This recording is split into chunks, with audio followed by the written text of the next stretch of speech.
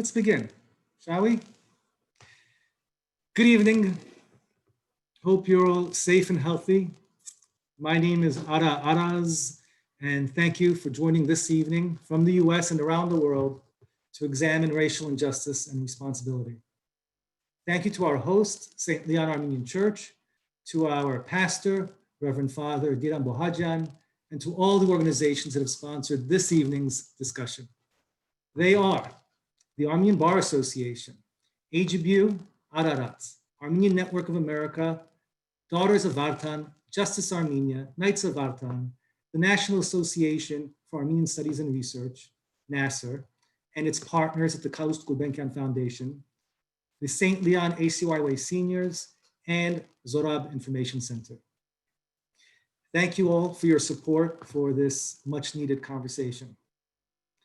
I'm pleased to inform that we have with us this evening scholar and former director of the Zorab Information Center, His Grace Bishop Daniel Fendikyan. His Grace is the primate or chief bishop of the Eastern Diocese of the Armenian Church of America, which was organized in the 1890s by immigrants seeking refuge from oppression in the Ottoman Empire. He studied chemical engineering, is a graduate of St. Nerses Armenian Seminary, holds a master's degree in musicology from the City University of New York, and a doctorate degree from the Pontifical Oriental Institute of Rome. Bishop Daniel, thank you for being with us. Oh, unmute, Your Grace, yes. Thank you very much, Ada, for your kind words of introduction, and let's begin with a prayer. Hanun hor yevot vo yevot win sepo amen. Our peace and our life, our Lord and Savior Jesus Christ, send upon us and our country your peace by breathing into each of us your life-giving and all-powerful Holy Spirit, so that having found our peace from all worldly turmoil, violence, prejudice, racism, injustice, and sickness, we too may become a temple and tabernacle for your divine grace. Listen to the cry that rises from every corner of this fragile earth, from our human family torn by violent conflict. Receive our prayers, save your people, and have mercy, and make us worthy to glorify you with thanksgiving, together with the Father and the Holy Spirit. Amen.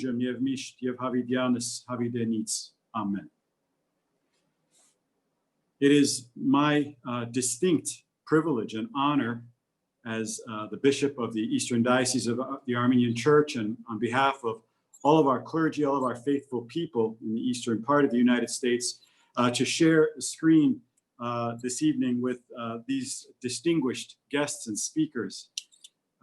I really must say that as the primate of this diocese, I feel very, very proud of all of our people that have decided to act very decisively in this period of uncertainty, in this period of fear and sadly of racism and of violence. I'm very grateful to St. Leon Armenian Church, which is always at the forefront of these kinds of edifying discussions and opportunities for learning and listening. And to its pastor, Father Diran Bohadjian, of course, to the coordinator of this evening's event and so many other events in the Armenian community, Ara Aras. And again, my thanks to our very, very distinguished speakers this evening. Racism is an issue that we should not be talking about only during these recent weeks of unrest, but it's something that should be at the core of every sermon of ours. As clergy, it should be part of our regular discourse in our churches, in our parishes, and throughout our communities, particularly within the Armenian Church, because we have been the victims of racism, number one.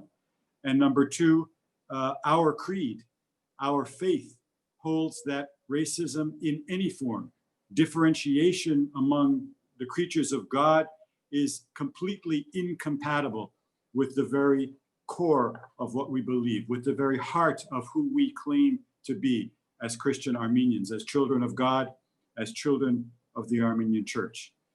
It is the first pillar of our faith, that we believe in a God who creates and who creates blindly and who creates in varieties. and gives talents and colors and creeds and opportunities and gifts to all of his creatures, and particularly to his human creatures. And his only goal is that we come together and join forces, join our energies with one another in love. Frankly, ultimately to create community, what we in the church call communion, but to create community amongst all human beings, blind to those superficial differences that would seem to draw us apart. This is the basic gospel. This is the basic core of our preaching and of our creed. And so I am delighted this evening to be here to say these few words, share these few words with you, and now to listen to the wisdom, the words of our speakers this evening, and to join in what I hope to be a very productive, edifying conversation thereafter. I want to thank you again for inviting me to be here. My presence here, I consider to be a great privilege. Thank you.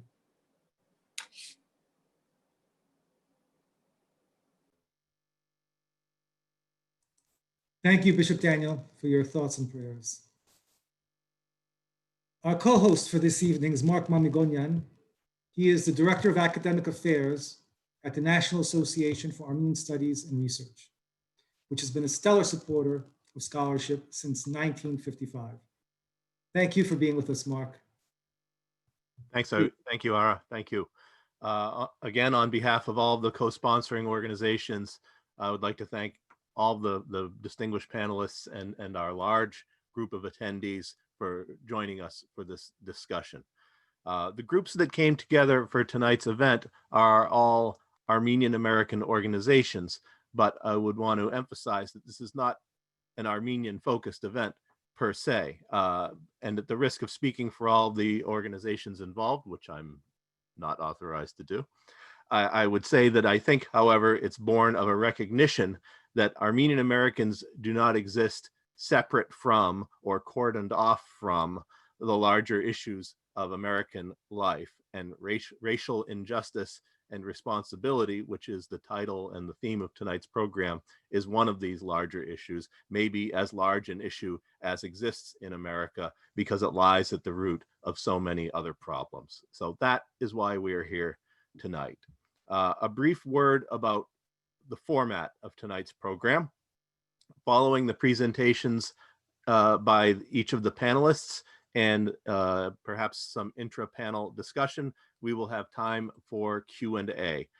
Questions are to be submitted via the Q&A function on Zoom. Preference will be given to questions that are relatively brief, clear, and above all, on topic. And we will fit in as many as time permits. The program will run until 9 p.m. So it's a great pleasure for me now to give brief introductions to our distinguished panel of scholars made up of old friends and new friends, each with a wealth of knowledge and insights to share with everyone tonight.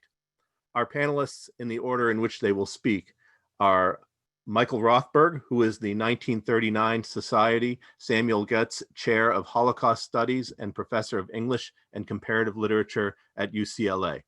He is the author of several books, including most recently, The Implicated Subject, Beyond Victims and Perpetrators, published last year by Stanford University Press, and which I would urge you to seek out and find, as it bears very directly on the topic of tonight's discussion.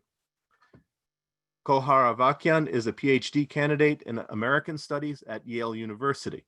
For her doctoral research, Kohar is continuing her ongoing study of racial formation in the Armenian diaspora within the broader contexts of settler colonialism, slavery, and Asian exclusion.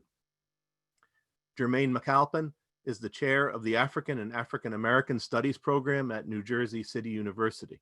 He specializes in Africana political philosophy, Caribbean political thought, and transitional justice.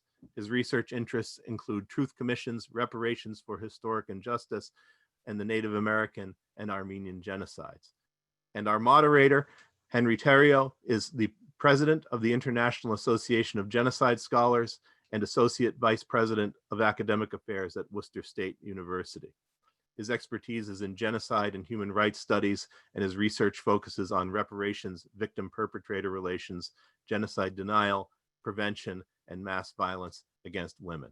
And with that, I will turn things over to our friend and able moderator, Henry Theriault. Thank you so much, Mark, and thank you to the many groups who have joined as co-sponsors on this event. That's an important statement on their part to support not just this program, but what it stands for and its very small role in a large, not just US-wide, but global movement toward racial justice. We unfortunately, even 6 decades after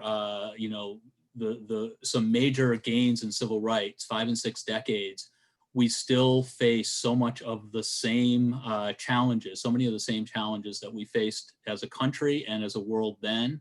That is quite disheartening, but at the same time, we are seeing people rise up now and really begin to address some of the backlash and some of the legacy that we have yet to address and dismantle.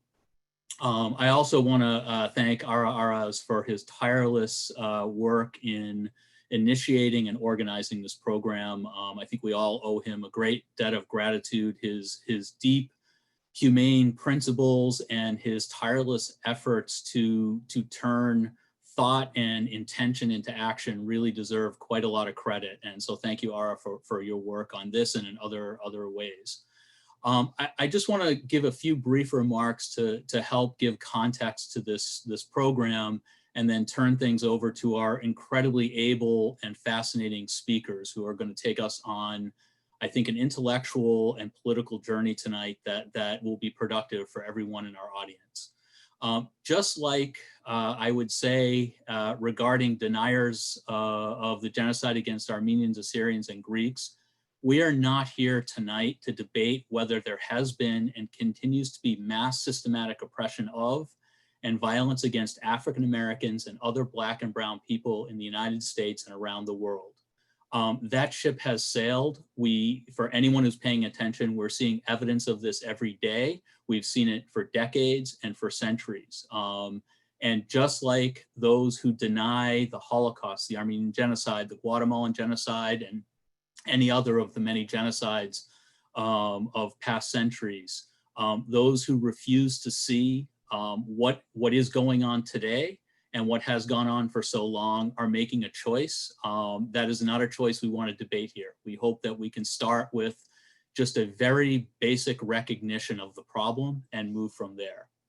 And I will add, just as the work Jermaine and I have done on Armenian genocide reparations is based on the indubitable fact that the harms of the past, if they are not rectified by material and symbolic actions, not only continue to have destructive impact on victims, but actually increase in that destructive power over time. So too must we understand that the impact of the slavery, Jim Crow, post-civil rights, neo-racist order continuum on contemporary African-American life is profound. History does not just heal itself. The impact of history is the impact in the present. And we can see this. There are thousands of statistics and other kinds of evidence we can give. I'll just give a few very brief points. According to a very recent Pew Research Center poll analysis, within the middle class, that is people with the same educational level, same income level, and so forth, right? On average, white families have 4 times the wealth of Black families.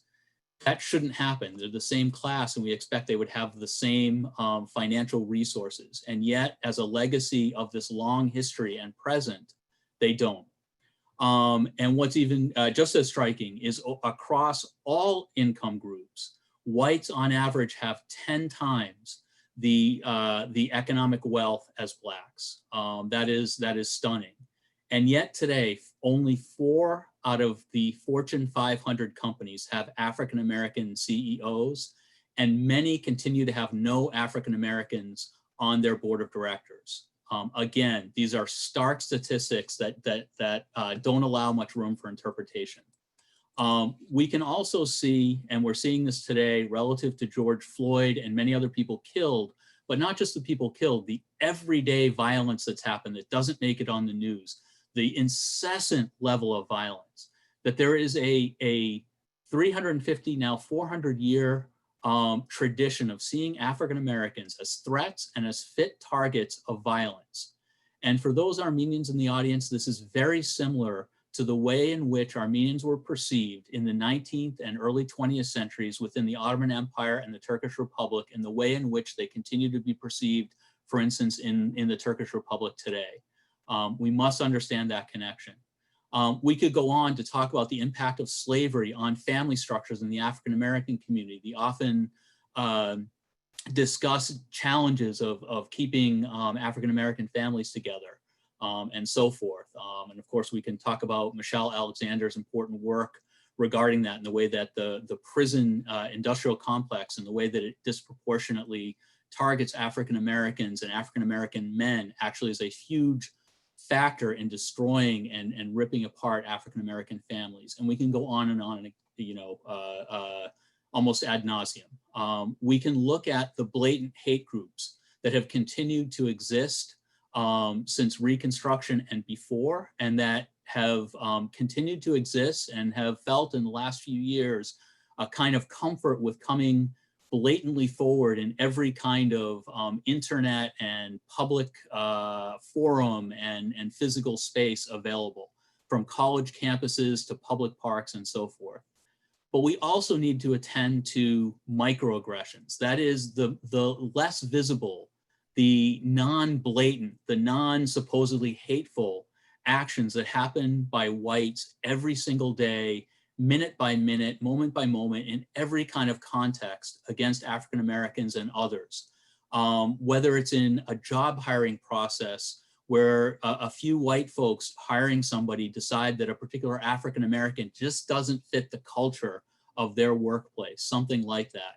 That's a manifestation of racism. It's a subtler kind of racism, but it's a powerful racism that contributes to the overall system that African Americans face and that we as whites participate in. We must also, as Jermaine has cautioned and others have cautioned, must be very careful about buying ourselves out of complicity by granting exceptions for particular Blacks. I can attest to, and for those who know Jermaine's work in the Armenian community, he is a great scholar of the Armenian genocide, and particularly the reparations issue. He is a celebrity on Armenian TV in the Republic, and he has done unbelievable work on behalf of the Armenian community.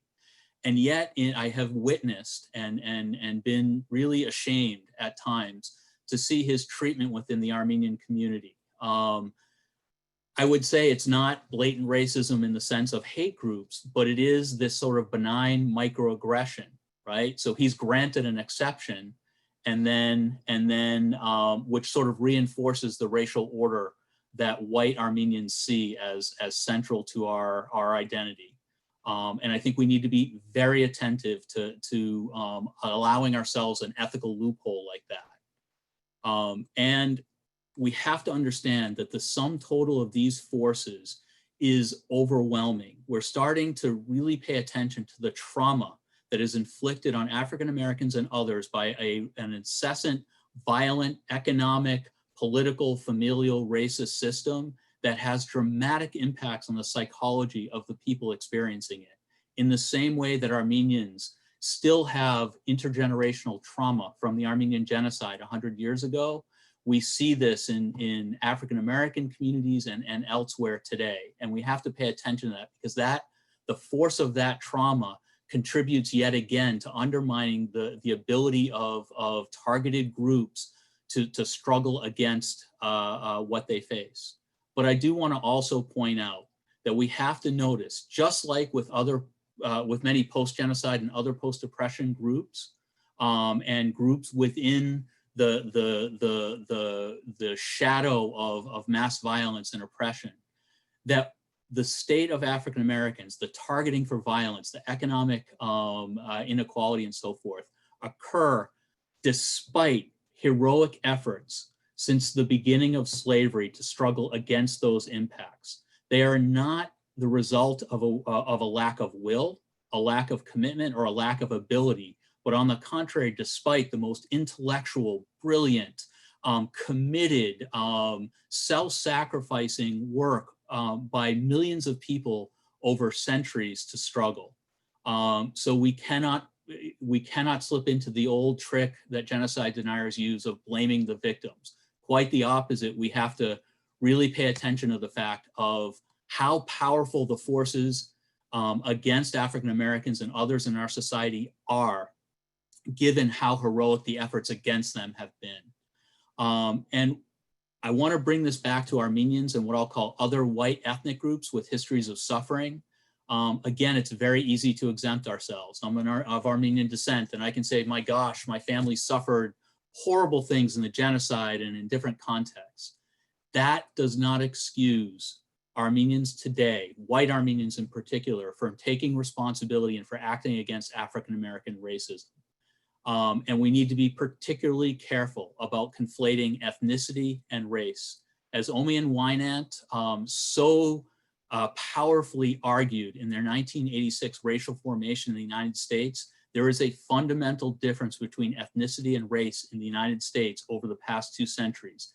Ethnicity is a mark that allows upward social mobility, whereas race does not. Racialized groups, unless they become ethnic groups, cannot change their status in US society, whereas ethnic groups like Armenians, Assyrians, Irish, Italians, and so forth can move up and become fully white within the society. And that is also something we need to recognize. As I close, I just want to make sure we also understand that from a white perspective, we don't see reality. We need to hear about reality from those who experience it. It is easy to go through life and say, I've never seen anything racist in my environment. That's because we're not attuned to seeing it. We're not suffering from it because it happens in places where we are not paying attention. We need to understand how hard systems are to see, right? As Marilyn Frye, the famous feminist philosopher, has put it about sexism, sexism is like this huge bird cage of all these intertwined wires that cage in women in this system of oppression and domination. But what happens is when people look from outside, they look at one wire only and they say, wow, why can't women just move around that one wire and get out of the cage? They fail to see the whole cage. Just like when we say, wow, why can't African Americans, geez, there are educational opportunities. Why don't they take advantage of those and overcome racism? That would be great if they didn't also face judicial and police oppression, economic oppression, psychological oppression, and all sorts of other dimensions that together become a cage that is inescapable.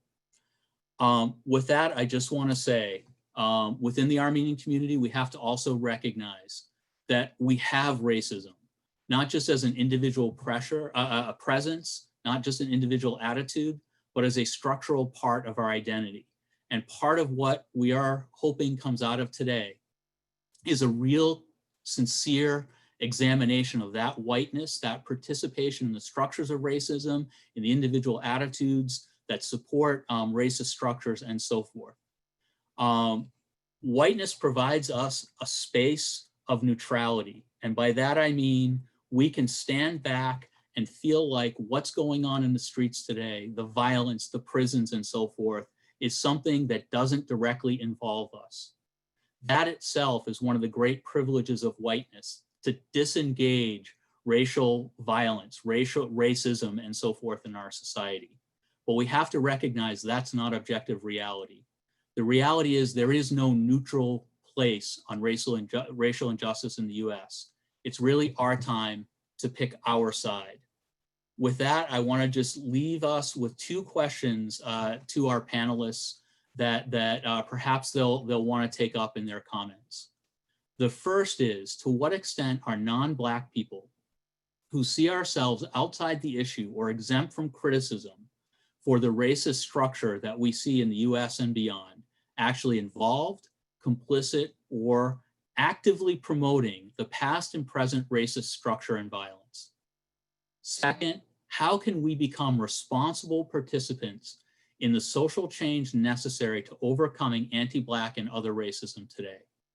With that, I'm going to turn things over to our incredible panel. I am so thankful to each of you for sharing your wisdom and your commitment with us tonight. Thank you.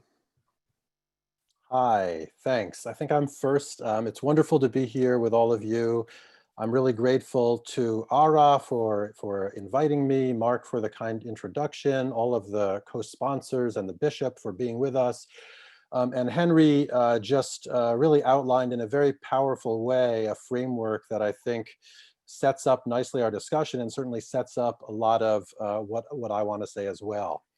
So my interest in my book, The Implicated Subject, and more broadly, is in the questions of what I call historical and political responsibility.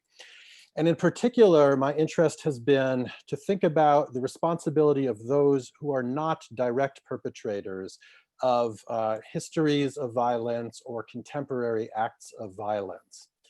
And my first argument is that if we want to grasp that kind of indirect responsibility, we need to move beyond the familiar categories of victims and perpetrators, by which I do not mean we should get rid of them. We need to preserve them, of course, but we need to supplement them with another category, which I have called implicated subjects. And in some ways, implicated subjects is a substitute for the familiar term bystander. For me, bystander is a weak term. It implies a kind of passivity and lack of connection that doesn't get at the kinds of political and historical responsibility that I think are important for us to grasp in these contexts. And my hypothesis is that acts of injustice, or many acts of injustice, even most acts of injustice, by which I mean especially acts of racial injustice, but also sexual violence, gun violence, the effects of climate change, the exploitation of workers, colonial violence, all of these forms of injustice are only possible because a large group of implicated subjects stands behind a much smaller group of direct perpetrators or direct agents of violence. So what I mean by implicated subjects are those of us who enable, perpetuate, inherit, and benefit from both historical and contemporary injustices without directly perpetrating those injustices or necessarily controlling the systems that make those injustices possible. Now, the motivation for me to be thinking about these issues is partly personal and it's partly autobiographical. And I trace my thinking about these issues back to my early 20s, just out of college, and the debates that I would have with other white Jewish Americans like myself about our relationship to the founding crimes of the United States, slavery and the genocide of indigenous people. And I remember receiving a lot of objections from my peers. Oh no, we're not responsible. I was not alive when slavery took place. I was not alive when genocide against Native Americans was taking place. My family wasn't even in the country yet. We immigrated later. What does this have to do with me? And it was clear to me then that it had a lot to do with us, that we benefited from this history. And in that sense, we were responsible for this history. But I didn't really have the vocabulary or the conceptual framework to explain that and really to argue that fully. And that took a long time before I was able to do that. And a breakthrough moment for me was reading a book by a German philosopher named Karl Jaspers called The Question of German Guilt, Die Schuldfrage, which he wrote immediately after the Second World War, and in which he was trying to convince his fellow Germans of the legitimacy of the Nuremberg trials, first of all, and of the fact that they bore a kind of responsibility for what had just happened under the Nazis. And to make that argument, Jaspers makes what I think is a really important distinction, though I change his terms a little bit. He distinguished between what he called criminal guilt and what he called political guilt. Criminal guilt means precisely an individual who commits particular crimes, including crimes against humanity. If you act and commit those crimes, you are criminally guilty. Most people don't fall into that category. Most Germans in 1945, 1946 had not been direct perpetrators. Then he introduced this concept of political guilt, by which he meant that by virtue of your membership in a particular community, in particular here, your citizenship in a nation state, you bore what he called political guilt. Right? You were, in a sense, responsible for what had just happened, even if you were not a perpetrator of any crime. Now, he was writing immediately after the war, so he wasn't really thinking about the long-term effects, but I think the same thing is true over generations. In other words, people of later generations, like say myself in relationship to slavery or genocide in the Americas, we also have what he would call a kind of political guilt, right? That is transmitted across generations.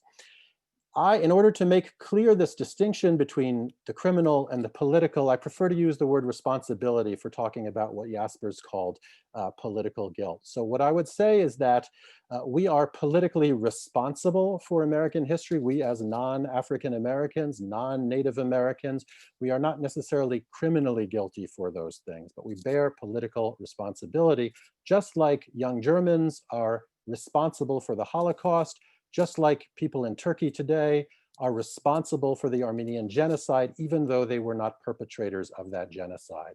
In other words, we non-Black Americans are implicated subjects.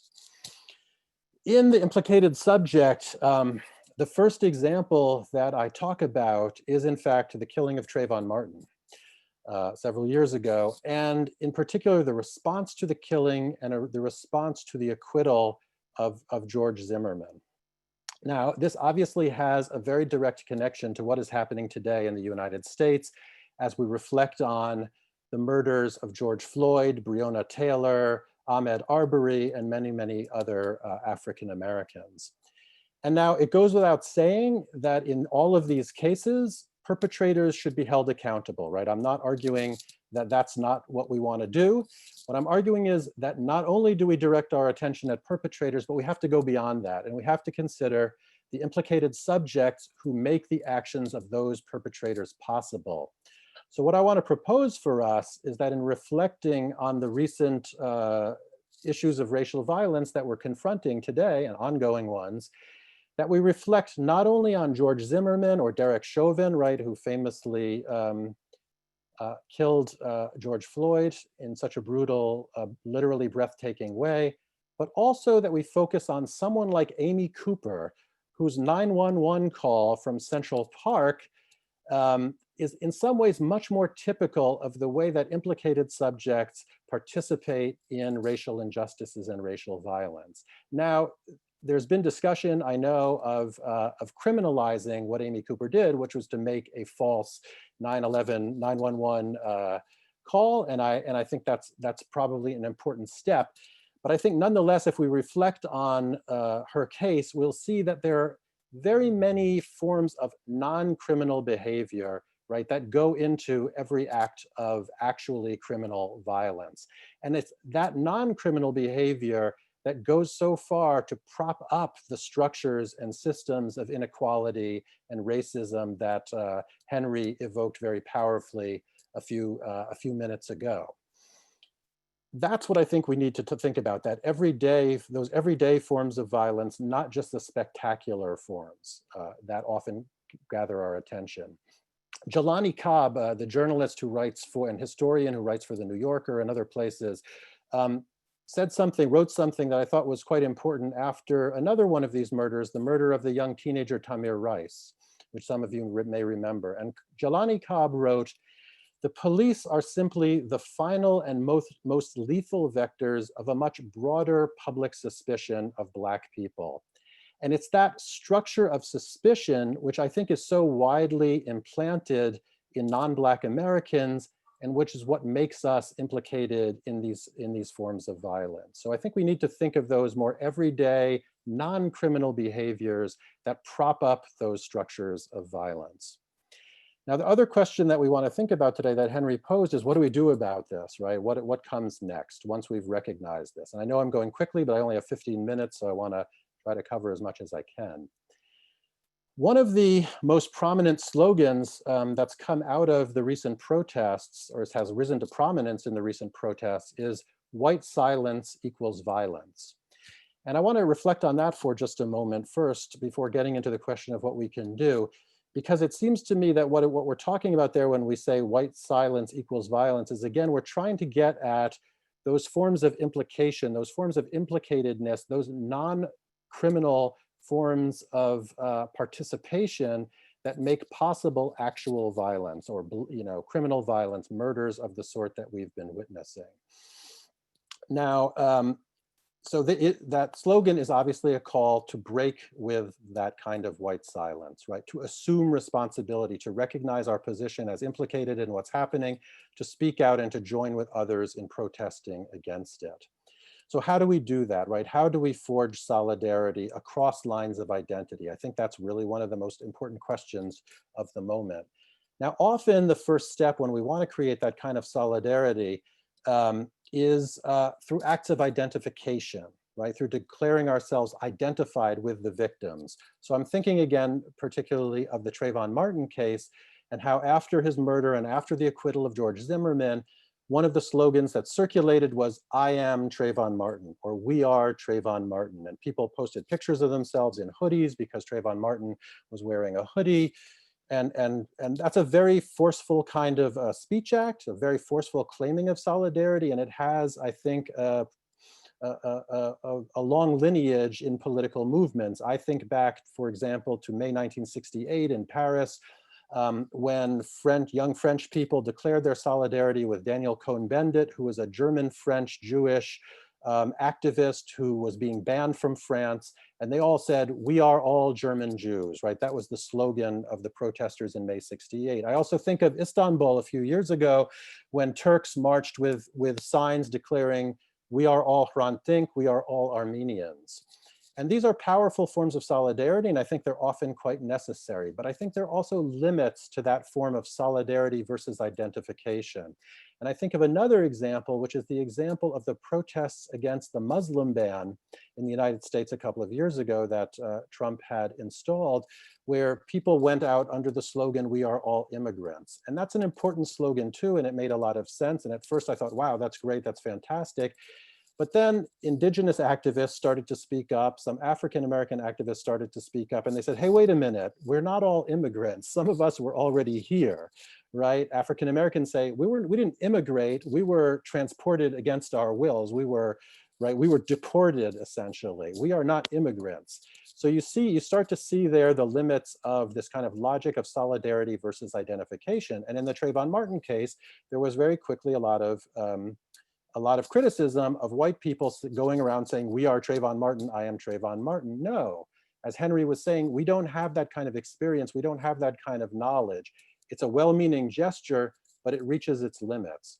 So I was very intrigued then around the Trayvon Martin case, where briefly there was a prominent social media campaign, which said explicitly, "We are not Trayvon Martin."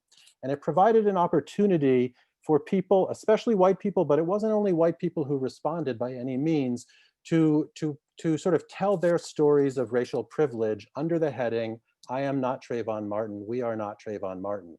And the idea was, of course, not to distance yourself from Trayvon Martin and the killing, but rather to establish what I come to call a differentiated solidarity, a solidarity that's not based on declaring that we're all the same, but on recognizing that we occupy different positions in a power structure, right? And that if we want to create solidarity, instead of going immediately to identity and identification, we have to recognize those differences and those asymmetries. And for me, that was a very powerful moment. Now, it wasn't a real political movement. It had a brief lifespan. It allowed me to think about what I meant by, and think through what I meant by the implicated subject and political responsibility, but it was just a social media campaign in the end. When we look at what's happening today, I think we can see that we've made a lot of very fast progress in these past few years, since Trayvon Martin, since the inauguration of the Black Lives Matter movement, in the wake of his killing and Zimmerman's acquittal. And so I wanted to pause for a moment and think about those protests that are going on. And by all accounts that I've read, and by my own experience, which is limited, but nevertheless, it seems to me that these protests are very diverse, and that they include a lot of non-Black people. And I think that's incredibly important and incredibly powerful. And that's one of the kind of signal things that's going on, and the thing that gives me a bit of hope that white people, non-Black people are starting to get it a little bit more. So why though? Why is that happening? Now, I think there are a lot of different reasons. I don't want to propose there's any single cause. Clearly, people are feeling vulnerable themselves. All people are feeling vulnerable because of the COVID crisis, because of the economic crisis that's accompanying that. So part of it, I think, is a sense that all of our lives are at stake in this moment. And that's a powerful motivating force.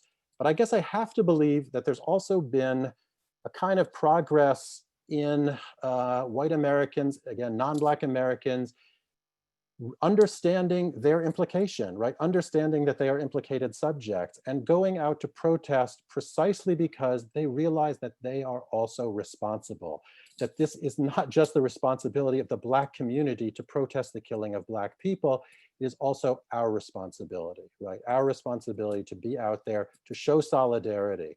If we want to practice differentiated solidarity in that context, I think we have to also think about what it means to join in those protests.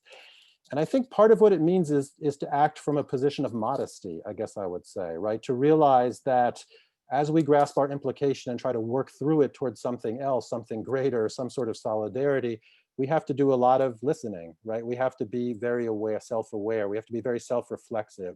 We have to think about our implication. We have to make sure that we are not appropriating others' experiences as we do that.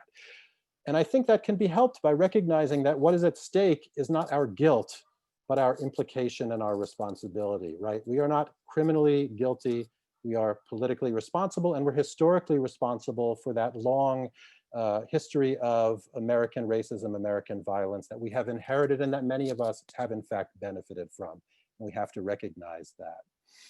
I wanted to make a final point and then I'll turn it over to my colleagues. And it's about what I call complex implication. And actually Henry spoke to this very powerfully at the end of his remarks when he talked about the kinds of legacies of suffering that Armenians have. And it seems to me that one of the impediments that exists to getting people to recognize their implication is that they often belong to groups that have themselves their own histories of suffering, right? And as a Jewish American, I understand that. I was brought up to remember the Holocaust, to remember the pogroms in Eastern Europe, to remember anti-Semitism and anti-Judaism, which has a long duration, just like anti-Armenian violence does as well. And I suspect then that a lot of Armenian Americans are in a similar position to me, which is that they have a comparable history of suffering and genocide behind them. And sometimes I think that can make it harder for us to see other people's suffering, which is different from ours. And I think that's important to recognize.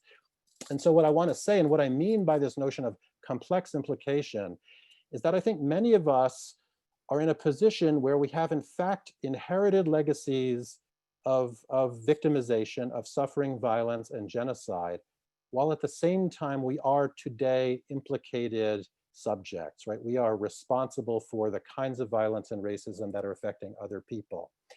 And I think what we have to see is that the fact that we have those histories of violence in no way inoculates us against that participation in structures of racism and violence today. And I think we have to grasp our implication and see that grasping our implication also doesn't negate those histories of suffering and genocide. We don't have to deny those. We don't have to give those up either. In fact, I think recognizing our implication in what's happening today and also in the long history of injustice in the United States gives even more relevance to those histories of victimization and suffering that we bring with us. So I think we have to think complexly to be able to bring those things together and work through that toward what I call differentiated solidarity. And I'll leave it there for now and look forward to talking more with all of you later.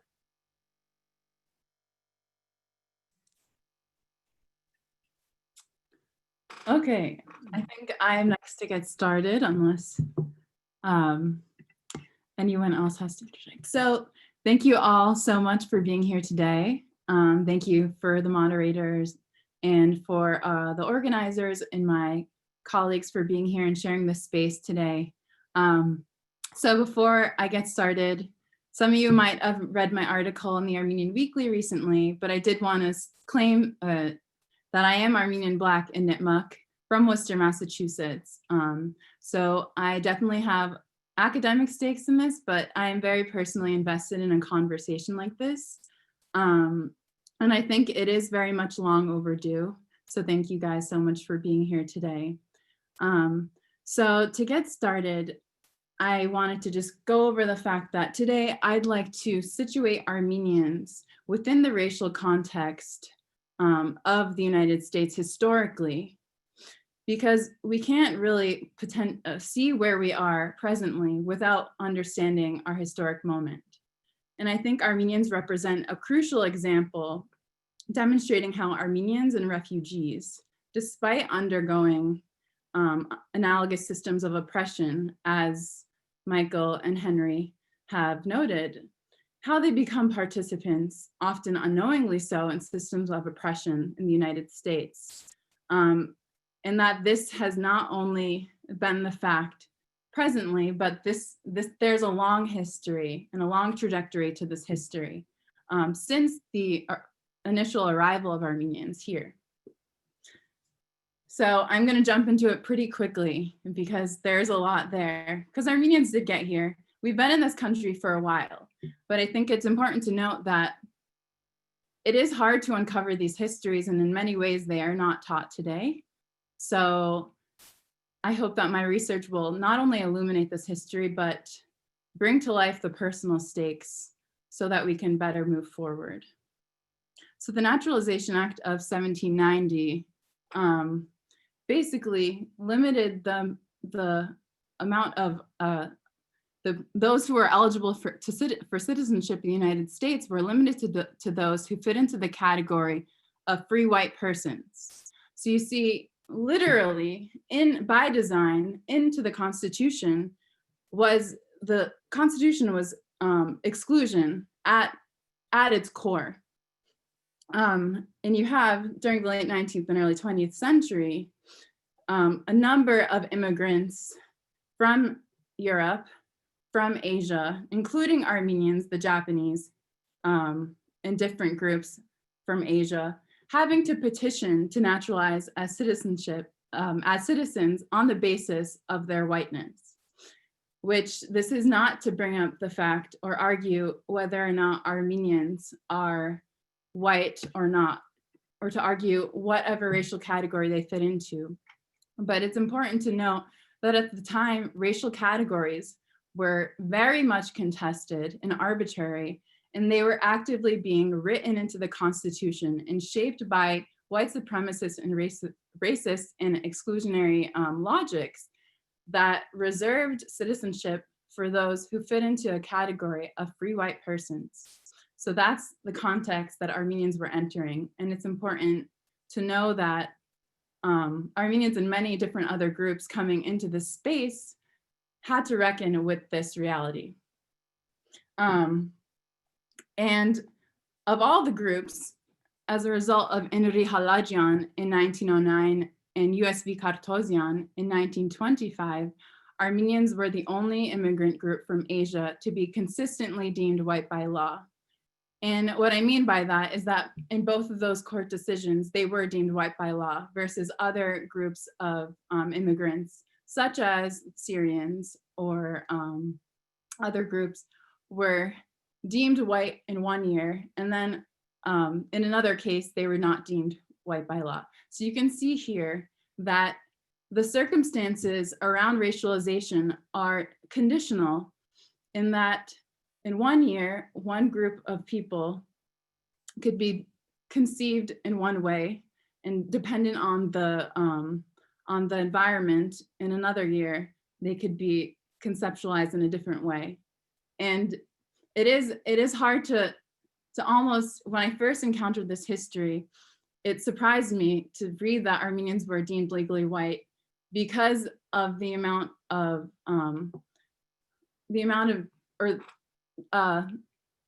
dependent on the ways that this history has in many ways been overwritten. So I'm gonna go, okay, sorry guys. So I'm gonna go into a more local history. We're gonna talk a little bit now more about Worcester in particular. Worcester is a very specifically important place to me because it is the ancestral land of the Nipmuc Nation, which is my tribe. It was a fervent site of slavery and abolition for Black Americans. And it was the first place that Armenians came to the United States. So it is the first city that Armenians really forged their foundations some say in the Western Hemisphere.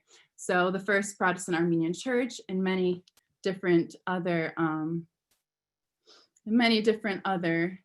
important aspects of Armenian life. But I bring up Worcester because it is a particularly interesting microcosm, because it represents a lot of the different racial dynamics that were happening on a national level, were happening on the ground. So by zooming in, no pun intended, on Worcester, we begin to see how these racial dynamics were playing out on the ground. So Worcester was actually originally a praying town, and that was a settlement for under the guise of Christian benevolence. White Protestant missionaries founded these settlements for the Christianization of Native people. But in many ways, these were violent expressions of white supremacy. They were actually means to control and subdue Indigenous people and to clear them of the land. So it's important to note that Worcester was founded on Indigenous genocide of my ancestors, to speak pretty personally. And this history was, after the fact, for centuries, overwritten in history books. And as a personal anecdote, I've read about the extinction of Nipmuc people in textbooks, and I'm Nipmuc. So these were so the foundation of Worcester, we cannot glaze over the fact that this was land that was stolen from the original Nipmuc people. And by being on this land, we are responsible to know those inhabitants upon whose land we are on. So now going into Black history in Worcester, it's important to note that the first settlement of Black Americans, or the mass migration of Black Americans coming to Worcester, came as a result of a migration during the Civil War, mainly from New Bern, North Carolina, of freed slaves that were taken in by Union camps and by Protestant missionaries. So a lot of these Black Americans came to Worcester in the same way that Armenians came to Worcester initially. So here it's important to note that Armenians were not coming to Worcester in a vacuum, but instead were coming to a land that had this previous racial landscape that they were entering. And additionally, this was during an era during the late 19th and early 20th century, when a lot of Armenians came. This was an era of Asian exclusion. The Chinese Exclusion Act was in 1882, and it was not overturned until 1952.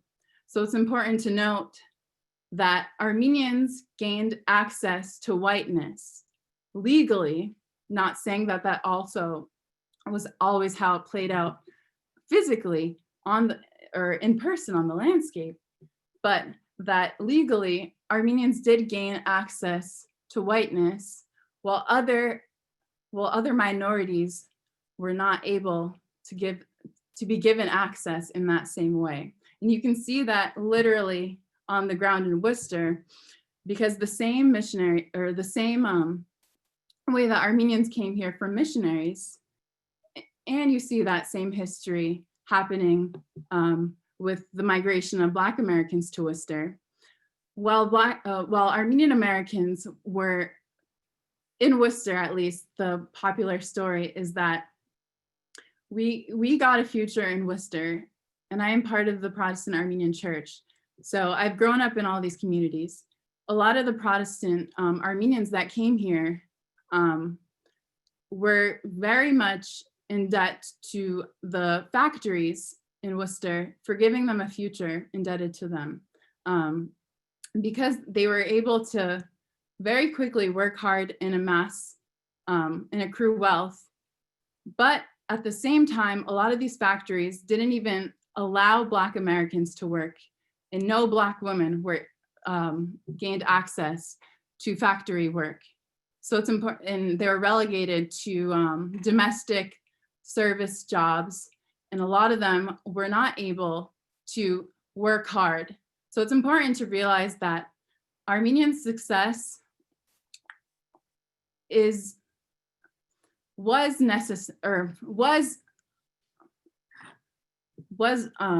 Armenian success was in very much as a result of hard work, but it is not one or the other.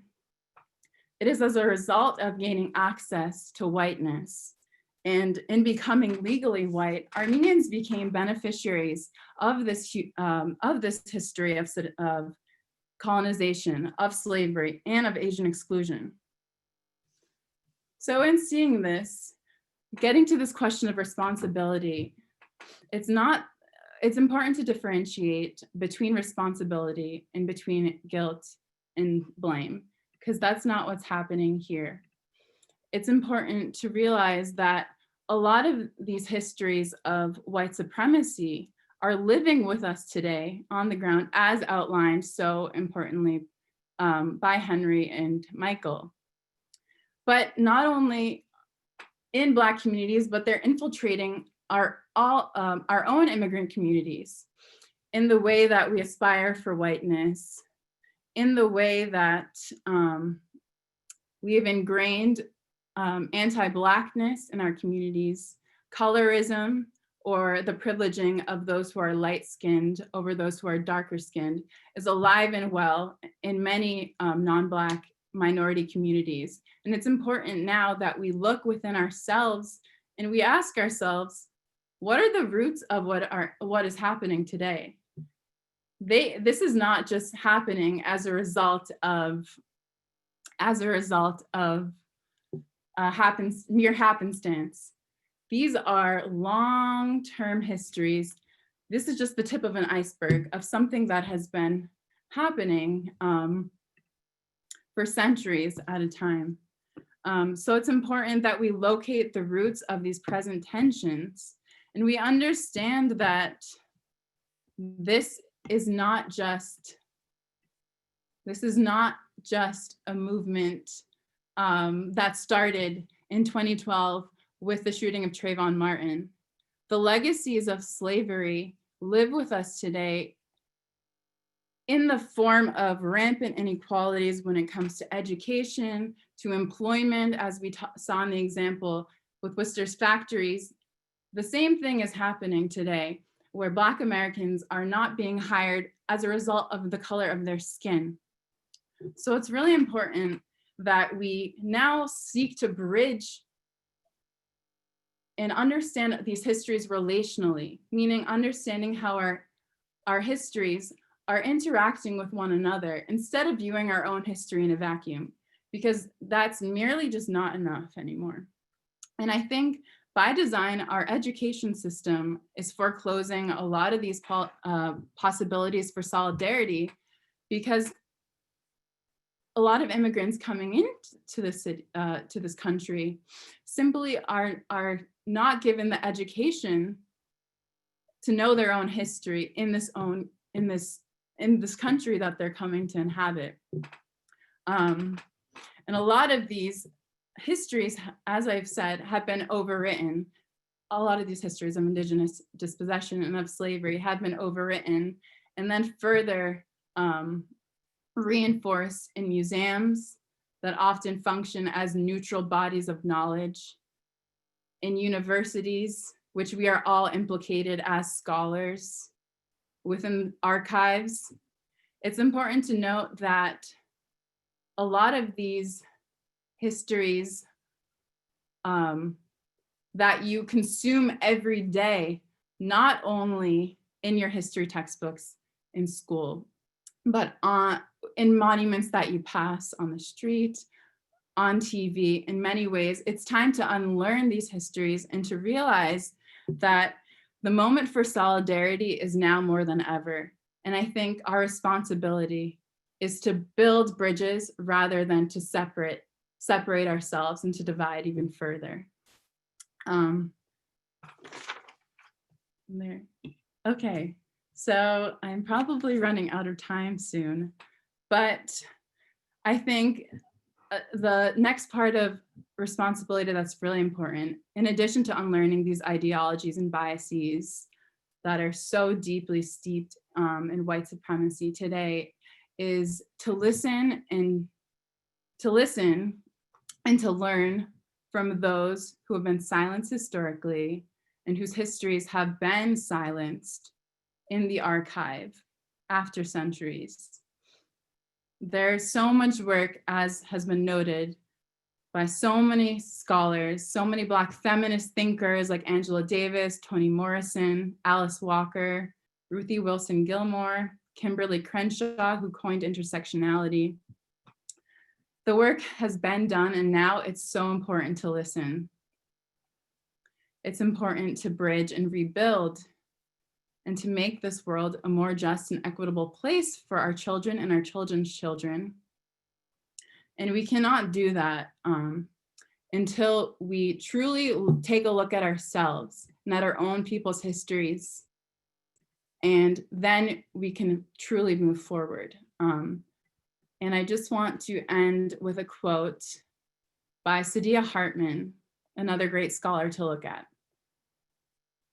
If slavery persists as an issue in the political life of Black America, it is not because of an antiquarian obsession with bygone days or the burden of a too long memory, but because Black lives are still imperiled and devalued by a racial calculus and a political arithmetic that were entrenched centuries ago. This is the afterlife of slavery: skewed life chances, limited access to health and education, premature death, incarceration, and impoverishment. Your responsibility is to recognize this reality and to understand your position within this reality, and to understand that you are responsible for making this country a better place because you occupy this land that was originally stolen from its indigenous populations.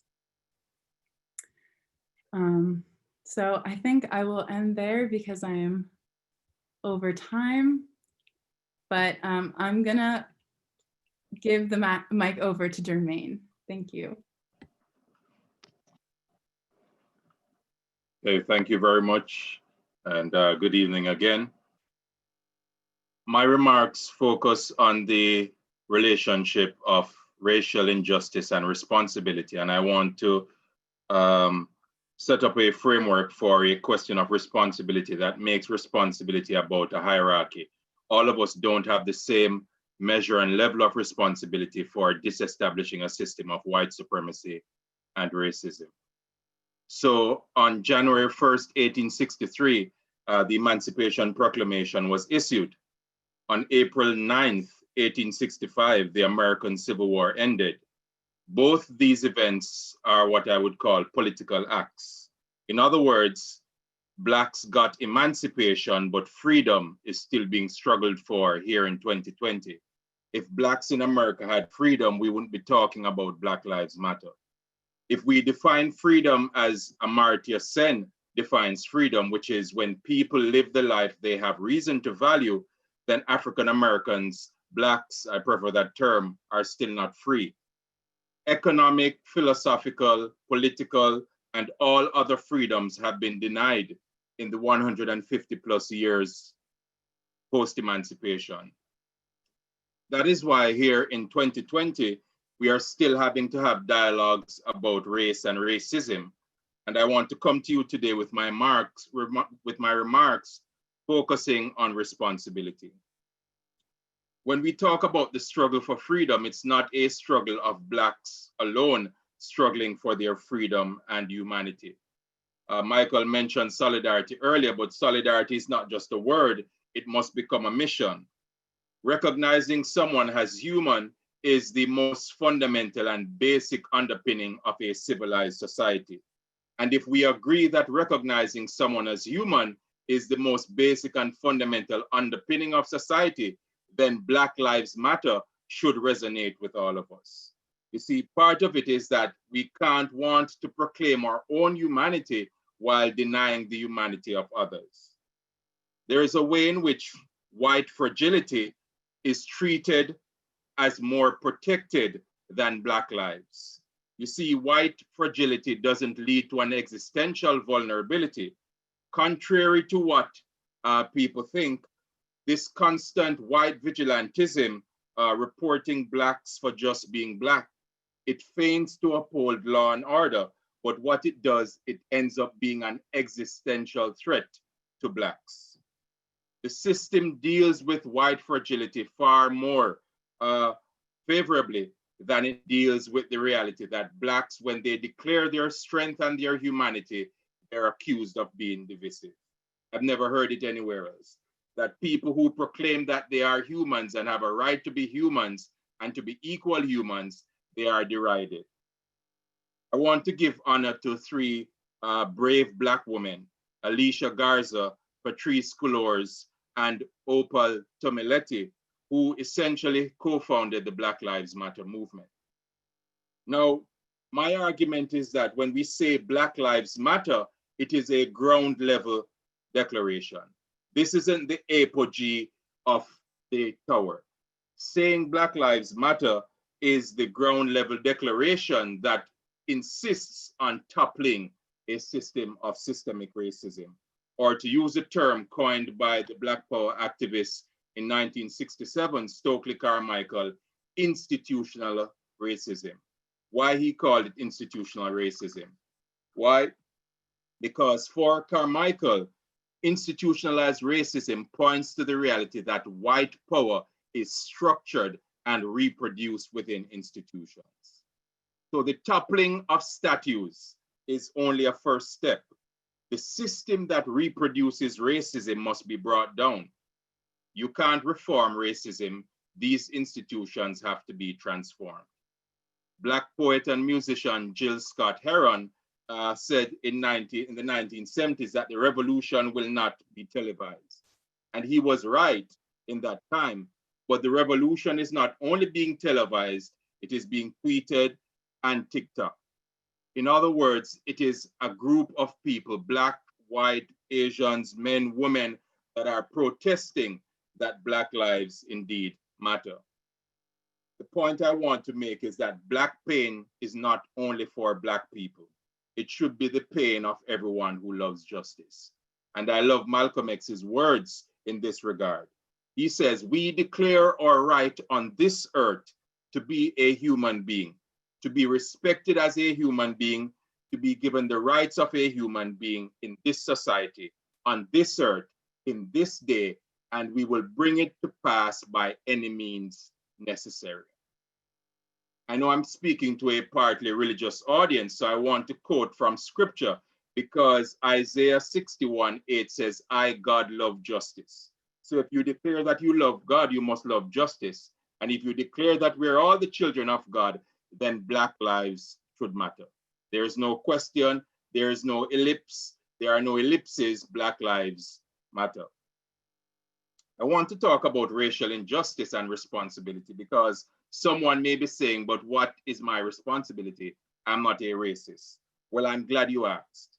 According to Martin Luther King Jr., he says, injustice anywhere is a threat to justice everywhere.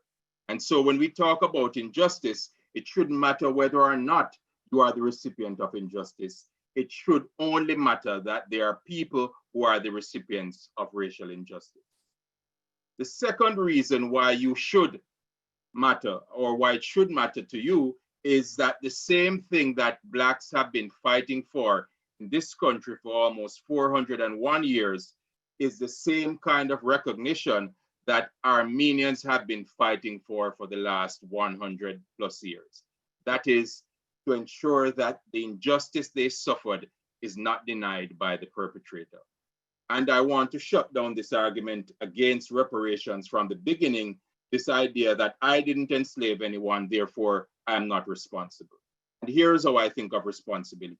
If you can inherit wealth, if you can inherit institutions, you can also inherit responsibility. So if we think of a property, if you take possession of a property that was bequeathed to you, you take the attendant responsibilities and obligations. And so you can't be offended when someone denies the Armenian genocide without equally being offended when someone denies the justness of the cause of reparations and Black Lives Matter. For those who say slavery was so long ago, let us do a simple exercise. So African Americans were enslaved. And notice I didn't say they were slaves. No slaves came over, they were enslaved. They were made into slaves.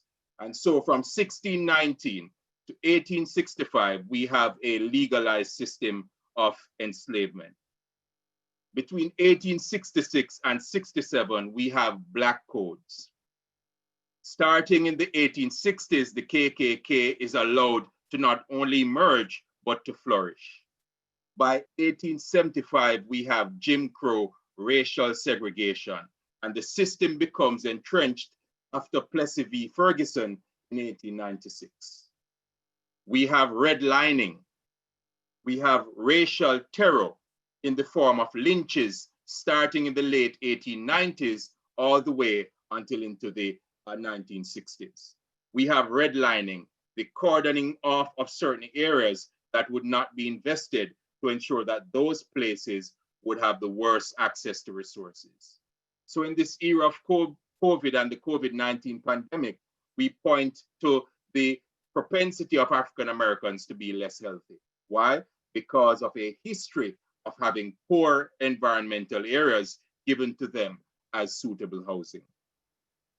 So to continue with our list, that slavery is only one dimension of racism, we have the war on drugs from the 1970s. Then we begin to have systems of mass incarceration starting in the 1970s.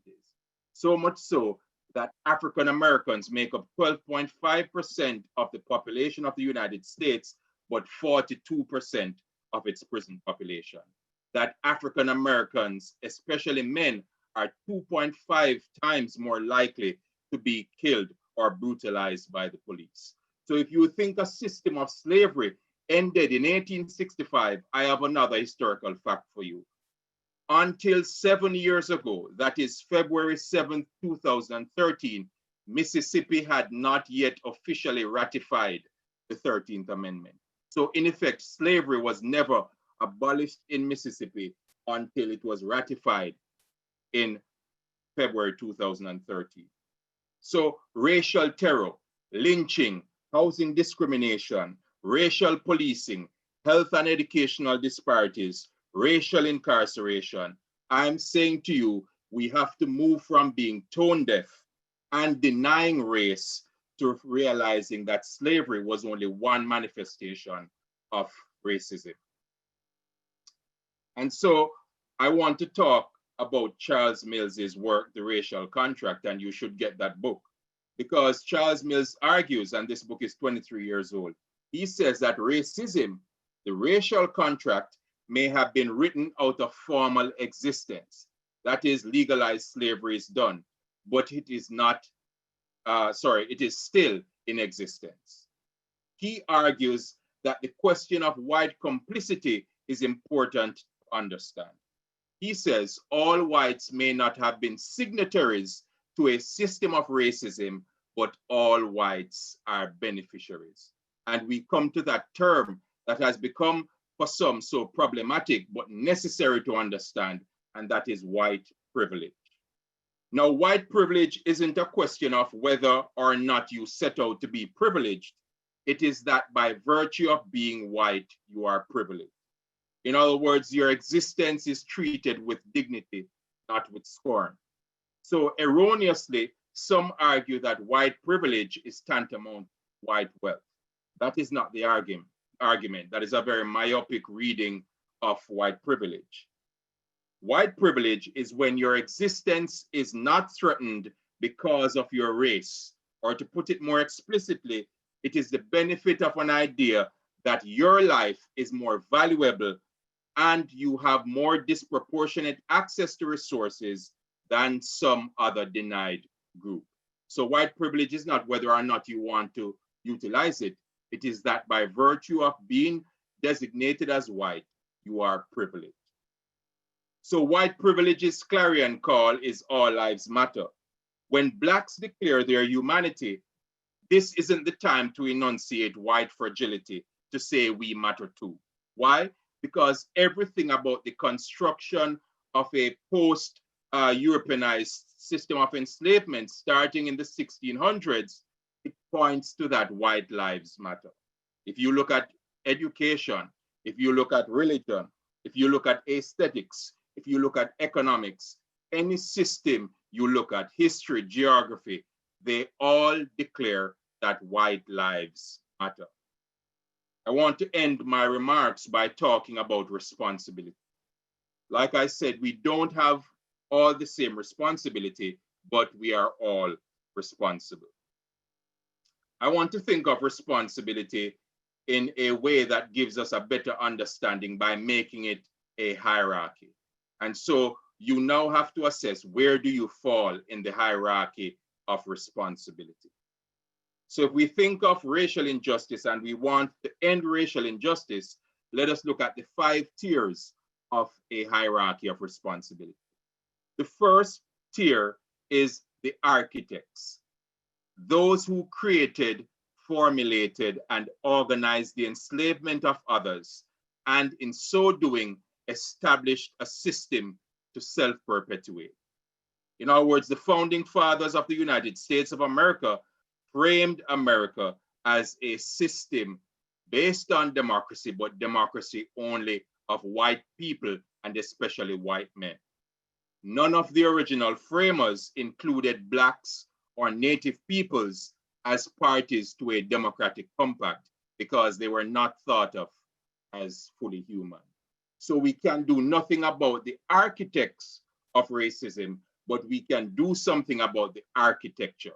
Not just the removing of statues, and those are important, but to transform the institutions that they legalize to us. The second tier of responsibility is what I call the guardians. We have individual and systemic guardians of racial injustice. They see no problem with the way things are. And if Blacks want to be better, we are told they must work harder. I call these status quo racists because they will never see a problem with the system. In other words, such institutions and people, they focus on race blindness as the highest order of society. But I argue that race blindness is inherently part of the problem. The third group I want to talk about in this tier of responsibility are the gatekeepers. Those are the ones who defend the gates of white privilege by pointing out and skewing the social reality of racism as being one that is the results of Blacks being inherently more violent, criminal, immoral, and lazy. And so it is in this ethos we talk about Black on Black violence, that why are we only talking about police brutality while not talking about Black on Black violence? Rhetorically, the only thing I will offer now is to ask you, do they calculate statistics called white on white violence? The very idea that we want to criminalize Blacks in such a way that we argue for Black on Black violence, I have never seen in the FBI collection of statistics this idea of white on white violence. To use the words of Amos Wilson, Black on Black violence, he talks about Black on Black violence as working in the service of white domination. Why? Because whites commit more crimes. In other words, whites are more criminally involved in the judicial system. It is that they are sent to jail and to prison at far less per capita numbers than Blacks and non-whites. So it's not the case of criminality. It is a question of access to resources. So whites commit more crime, but they make up a less per capita of the prison population because they have differentiated access to the institutions of justice. And that is a hallmark of systemic racism. When you have differentiated access, it determines the outcome. So we have a school to prison pipeline for many African Americans, not because they are more inherently criminal, but because the system already prejudices them to become what? These bastions of criminality. And so the fourth tier of this group, or the hierarchy of responsibility, is what I call the bystanders. And the bystanders are the largest group. They see no evil, they hear no evil, and they speak no evil. So they can do nothing because they see nothing. When you ask, they say, what racism? No, I saw a man being stopped. And if he wasn't resisting arrest, if he wasn't doing something wrong, he would not have lost his life. But white silence here gives continued consent to police brutality and racial injustice. That you can always choose to look the other way or to justify the action by criminalizing the victim. If we go back to 1866 and the establishment of Black codes, if we want to understand the modern prison system in the US, we have to go back that African Americans post-1865 were rounded up en masse because what? These states wanted a continued captive population. And so anything that Blacks did, including being in the wrong place at the wrong time, they were placed in jail. That's how we got the chain gangs. That's how we get the system of criminalizing Blacks for doing very regular things, such as walking, such as existing, such as preaching, such as teaching, such as living. And so the Black codes point to the reality of what became the modern penal system here in the US. And the fifth and final tier of responsibility is what I call the change agents. This is where every single one of us on the call has a responsibility, irrespective of race, class, gender, national orientation. The system of racial injustice can only come down when everyone accepts their responsibility for its maintenance and also its removal. A cross-racial alliance built on the reality that justice should have no color, but at present, justice has color. You see, part of taking responsibility is advocating for reparations. And I know I'm going to get the questions, but I will declare my hand right now that I advocate for reparations. But for me, reparations is not the cutting and disbursement, wanton disbursements of check. I think of reparations as necessary only because slavery happened.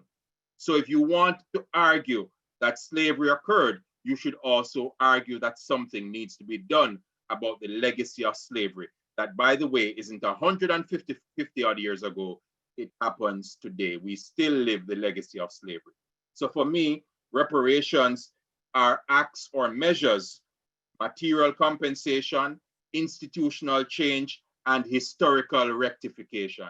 Stop teaching slavery as if it is an ancient passe part of the American fabric.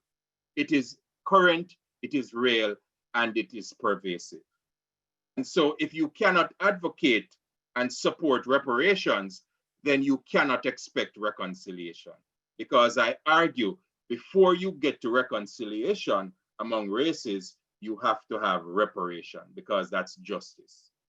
You know, as Damian Junagang Marley, Bob Marley's son, says, it is now that the time for two-faced apologies have passed. We see a plethora of people apologizing, but what exactly is the apology for? Because you got caught or because you are genuinely contrite, right? And so even the idea of white fragility justifies this notion of the white apology. That is, I can do a racist action and then apologize to say, hiding behind white epistemic ignorance, that I didn't know that this was racist. And those kinds of things can no longer slide in our present. And so I want to end with a few quotes. and that is one by Martin Luther King Jr. And he says, "And I contend that the cry of Black power is at bottom a reaction to the reluctance of white power to make the kind of changes necessary to make justice a reality for the Negro." I think that we've got to see that a riot is the language of the unheard. And what is it that America has failed to hear? It has failed to hear that the economic plight of the Negro poor has worsened over the years. And Dr. King said this in September 27th, 1967. Angela Davis says, and I quote, "In a racist society, it is not enough to be non-racist, you must be anti-racist. If we do not," end of quote, "if we do not work towards the more perfect union, this nation will continue to be the untied rather than the United States of America. You cannot elevate justice for your cause while ridiculing and disparaging the justice of other people's cause." Remember, Dr. King said, "Injustice anywhere is a threat to justice everywhere." Thank you.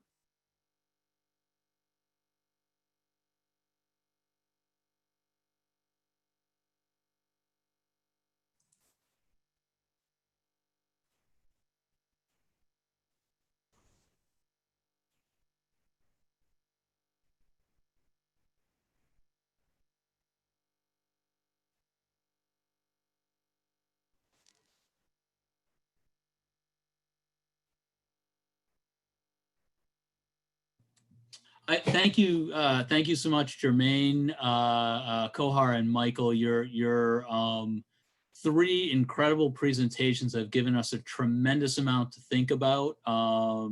Also, thank you so much to the others who have spoken. We do have a slate of questions coming, and I think the first one we can ask of Michael, if that's okay. Would that be okay? And it's a question, I'll just summarize it. It's a question about whether, when you spoke about criminalization of behaviors that support racial injustice, one question that came up is the role of the prison industrial complex, if we can call it that, in that racial injustice itself. Now, you talked a lot about the sort of range beyond criminal activities. Could you comment on that? Like, at what point does criminalization make sense? And at what point are you thinking about other mechanisms? Yeah, I think that's a really important question. And it does go a bit beyond my expertise. And I think, but I do want to say a couple of words. And I think I was obviously speaking quickly and maybe not as precisely as I would have wanted to. I personally have no investment in criminalization, and I recognize precisely the enormous problem of what the question poser called the prison industrial complex, and the kind of carceral state that we live in, which is so central to the racist structures that we're trying to address today. So I'm in no way interested in kind of giving that even more power. I think I would probably want to make a distinction then between criminalization and accountability. I mean, I think what we need for perpetrators is some form of accountability. And I guess I don't feel I'm the one to speak most powerfully about what those forms of accountability should take. But I agree with the thrust of the question that criminalization might not actually be the best one, especially for someone like an Amy Cooper, right? And I mentioned that fact about the possible criminalization of what she did because after I came up with this example, I thought, oh, Amy Cooper is the perfect implicated subject. And then I thought back to this distinction between criminal guilt and political responsibility, and I noticed that, in fact, there were people trying to criminalize that act. And so I wanted to be a little bit careful there. But my personal investment is not in holding her criminally accountable. I would be much more interested in exploring forms of reparative justice, restorative justice, not punitive justice. So I think I do think when you start to think about violent perpetrators, including, let's say, police officers, but I'm in Holocaust studies, so I think about this all the time in relationship to, say, Nazi perpetrators or other genocidal perpetrators.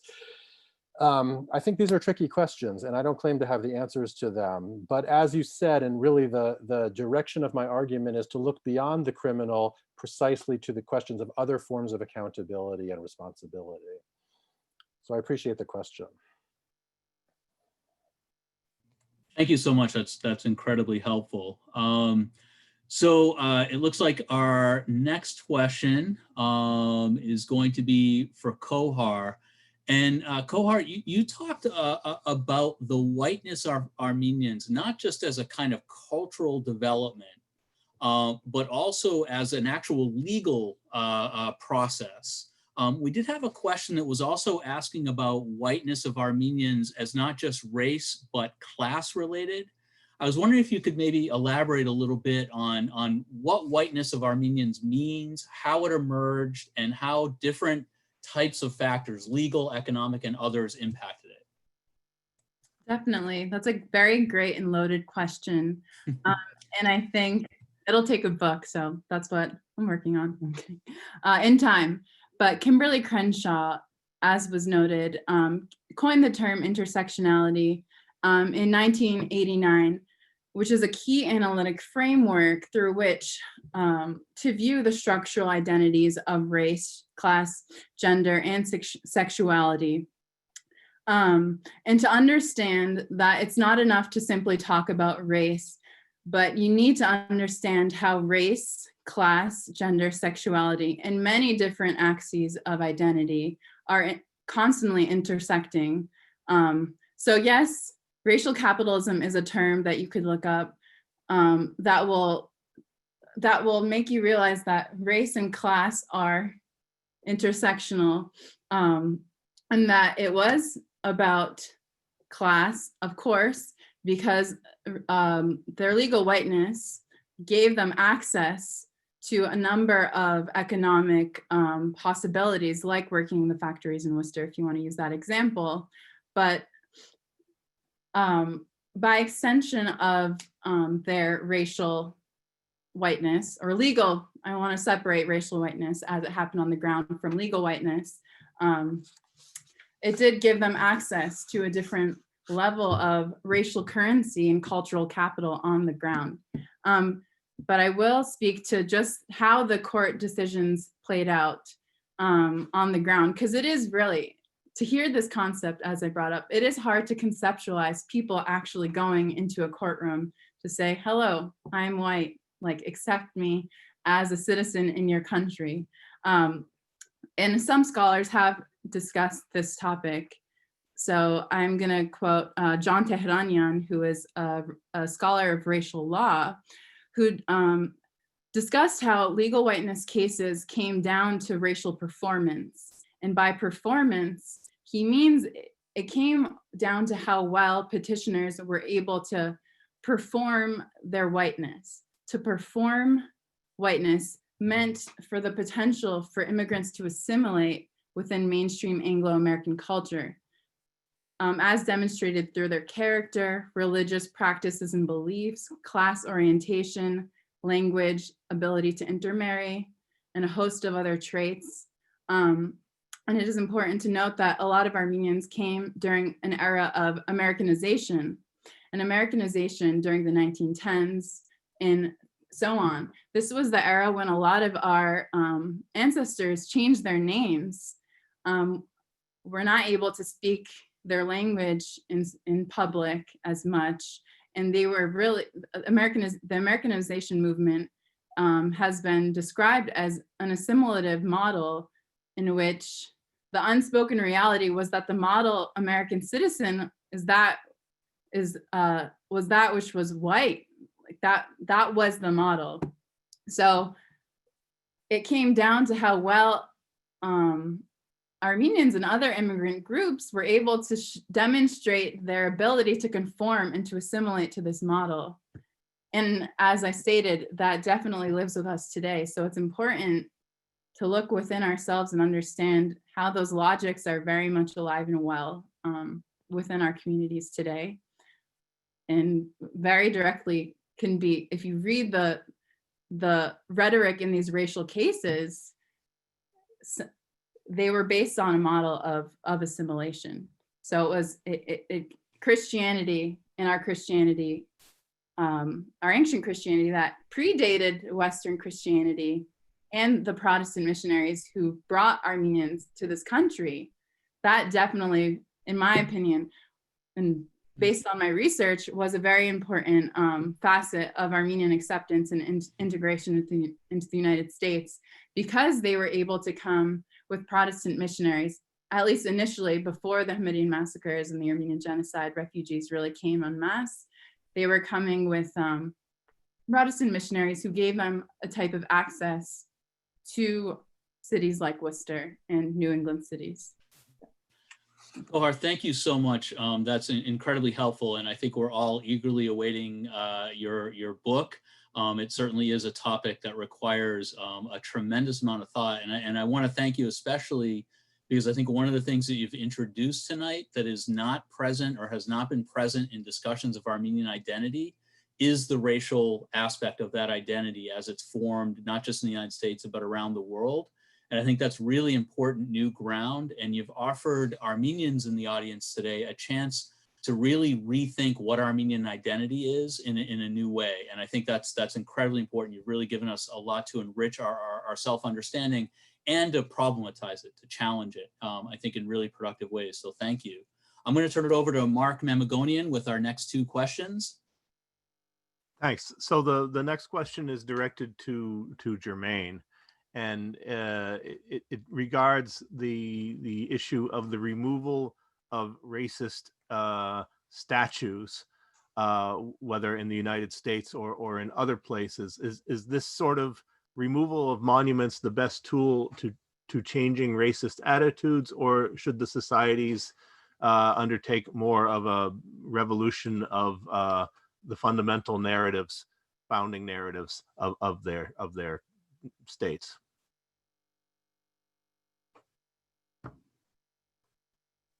I think we're making a false dichotomy to say it's not an either or. They are part and parcel of the same kind of disestablishment of racism. So I've heard people say, well, when you remove these statues, you're removing history.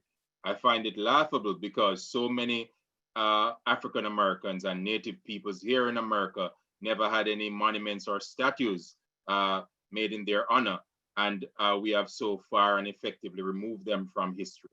So I'm in New York, and I see the city removing the statue of Teddy Roosevelt, having a Native American on one hand and an African American on the other, and almost stroking them like you would do two pets.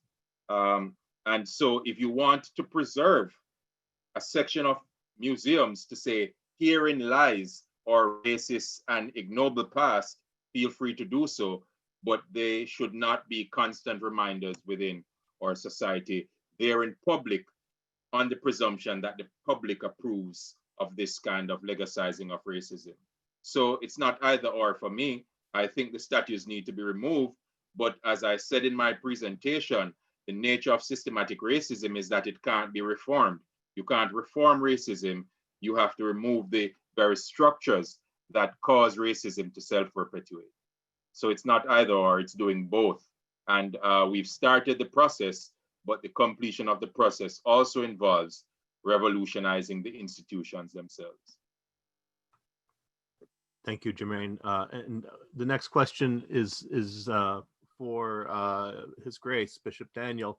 And it's from an Armenian American married to a Black man, and she comments that the Armenian church should do more in educating Armenians against the kind of prejudice that is under discussion tonight, and is calling for this to start from the top in the church. Would you care to offer any comments on that beyond, of course, your presence here tonight? You're muted though still. Very sad to hear that. It's shameful, the situation in the Armenian churches and the Armenian community at large. I was very taken by Ms. Avakian's phrase, which she just elaborated on a little bit more: access to whiteness that the early Armenian immigrants found and I would say immerse themselves in culturally, economically, and otherwise.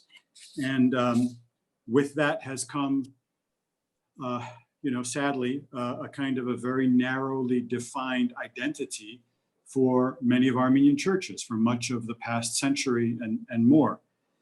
That's a problem. It's a problem that I've spoken about, that my predecessors have spoken about. There's a need to more broadly understand, who we are as Christian Armenians, as Christians who are the heirs and perpetuators of Armenia's Christian heritage and Christian witness. That's something for which we still have a lot of work to do. Sadly, tragically, racism, is I don't want to say alive and well, but it's certainly alive throughout the Armenian community, and the Armenian Church is an important aspect of that community. And it's not only racism, but it's exclusion based on all kinds of other factors. This so-called half Armenian, I'm 1/3 Armenian, I'm 1/8 Armenian. We've been here now for well over 100 years, and we hear people talk about this. And but there's something nefarious about that self-identification. What makes one 1/8 Armenian? What does that even mean? And too many of us, I myself, felt excluded until relatively recent years when I couldn't speak the language. I had to work really hard to learn the Armenian language. Of course, there's not just one Armenian language. There's an Eastern and a Western, there's a classical variant, and there are all kinds of smaller divisions of that language and dialects. And we are too ready, and I can speak only within the Armenian Church, too ready to define one another, sometimes half jokingly, but there's a seriousness to it, based on these kinds of distinctions: education, place of birth, economic sort of exclusion. And these things may or may not be spoken, but they're very much active. And as I said at the outset of this evening's conversation, it's simply incompatible. If we are to consider ourselves in any way Christian, it cannot be. It simply cannot be. And so, it's my job to foster that conversation. And we're going to do that, and we need to do that.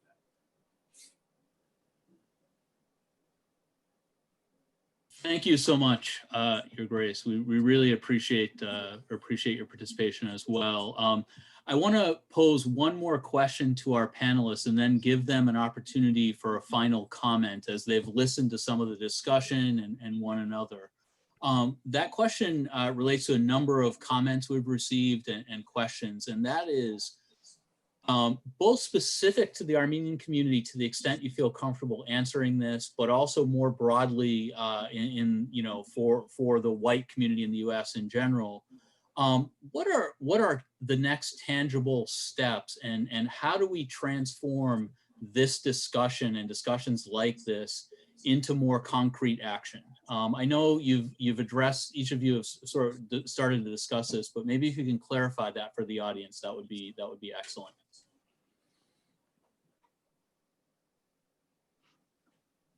I'm sorry, Michael, please, yes. Sure, thanks. I mean, that's the big question, obviously. That's the most important question, ultimately. And it's not an easy question, and there's no single answer. I guess what I was thinking in thinking about that question as it was posed here for us is a couple of things. I mean, I think we need to act together, and I think we need to act locally. What I mean by act together is across lines, right? We have to demonstrate together in multiracial collectives with everybody, in civic organizations. We have to organize politically and civically. We have to vote, of course, but I think that's in some ways the least of the things that we have to do. We need to be in the streets, and we need to be organizing. But part of what we need to do is also to act locally. And what I mean by that is within our own communities, within our own institutions, and we need to transform those. And to me, that's one of the things that feels different today than it did when Black Lives Matter emerged several years ago, is that I actually feel there's a real impetus, we'll see what happens, to change the institutions that I have not felt in a very long time, if ever. And so if you're in the church, I think those kinds of difficult questions that were just posed are ones you need to address within the context of the church. I'm a university professor. We've been talking in my departments about what do we do? How do we respond? How do we transform our curriculum? How do we transform our hiring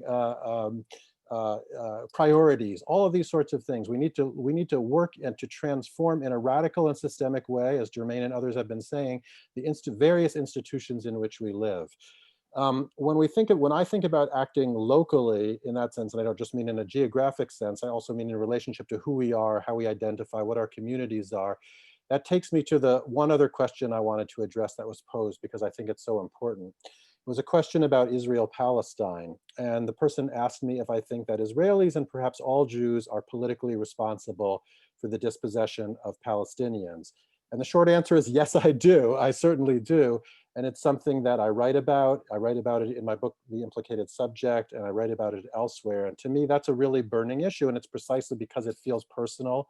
It feels local in that sense. It's also very difficult because it gets you into trouble in your community and with your families. And sometimes we have to feel that kind of discomfort. I think that that kind of responsibility that people say in the diaspora have, Jews in the diaspora, is similar to other forms of diasporic or long distance nationalism. So you have transnational forms of Hindutva, right? Hindu fundamentalism. You have Turkish denialism, which isn't just happening in Turkey, it's an international phenomena. And I think support for various forms of injustice often takes that form, including those that are taking place in Israel and Palestine. And this is part of what I mean by complex implication too, right? Again, as Jews, we have a history of suffering, but that by no means frees us up from facing the responsibilities we have, both in the United States for the racial injustices that we've been talking about, but also for our connection to a state that defines itself as Jewish and defines itself by the dispossession and colonization of another people. So for me, that's another important topic where we have to precisely speak out about our political responsibilities. Jermaine or Kohar, would you like to? Well, I think for me, I think one of the first tangible ways is maybe some of the things I've already been doing. And that is for the last 15 years to demonstrate that the cause of the need for justice for the Armenian genocide is not just the responsibility of the Armenian people. And so that was my motivation, taking the words of Dr. King very literally, that injustice anywhere is a threat to justice everywhere. And so I think we need to become more intentional in the kinds of things we advocate for. We should move to these difficult dialogues because they are necessary in moving the justice issue forward. I have the unique perspective of being involved in the Armenian community, in the Black community, and in the church community. And I think in many ways, what needs to happen is that all three of these communities need to have an understanding that the way forward is when all of us come to a common solution. We may have differentiated levels of responsibility, but we have to have a collective solution to a collective problem. The problem of racism, the problem of white privilege, the problem of racial injustice is not just for Black people or African Americans. It is that everyone needs to be a part of that. So cross-cultural, cross-racial, cross-ethnic alliances are necessary and required if we're going to move forward talking about justice. You know, when we talk about Armenians, I always diffuse the Armenian community with the first question everyone wants to ask: why is a Black man from Jamaica studying the Armenian genocide? And then when I give them the context of history, that these people are critically important to my understanding of Christianity, being the oldest Christian nation starting in 300 AD. So I think if we find common ground, then we realize that we can work together towards advocating for social, political, and economic change. But it can't be Black Lives Matter and the Armenian genocide is important only to Armenians and to Blacks. And I think that's where you tangibly start. Thank you so much, Jermaine, for that insightful comment. And Kohar? Right. On that similar note, sometimes I look back historically and I think about what are the possibilities that could have emerged that were foreclosed between, say, survivors of the Armenian genocide and escaped slaves in Worcester on the ground, or Nipmuc residents who were living in Worcester in close quarters with one another what would have happened if they had access to their own histories, and if they were able to forge these connections between their groups back then? If we look at it historically, imagine what type of world we might live in today. But then you realize we are living in that moment. We are living in a moment where we have the potential to forge these connections within our communities, and it is more timely than ever. And responsibility is just the first point in this long movement. You need to feel personally responsible before you take any action. If not, your efforts will be in vain. If you take on that personal responsibility, then we can truly work together, and finding common ground is definitely the most important thing, and bridging our communities so that it is not just because we say Black Lives Matter does not mean, as we all know, that all lives matter. Or maybe some of us don't all know that quite yet, but we do need to understand that it is not until that point where we truly take on this movement for Black lives, because the privilege of everyone is built on the dispossession of Black lives and on this legacy of slavery today. It is not until we take that personal responsibility that we can adequately move forward. And that means it is time to do your reading. Those lists aren't just for keeping. Like, this work has been done. So many critical Black feminist thinkers have been doing the work since the beginning of their dispossession. The resistance movement has been a thing since the beginning of Black enslavement.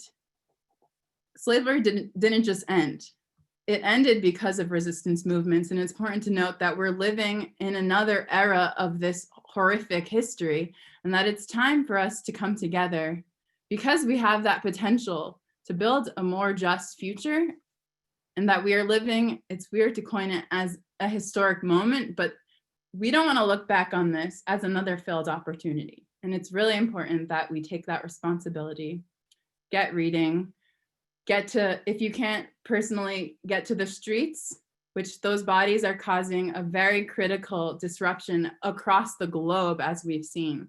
If you can't get on the street, support those protesters by donating to their bail funds if you have the means, by signing petitions.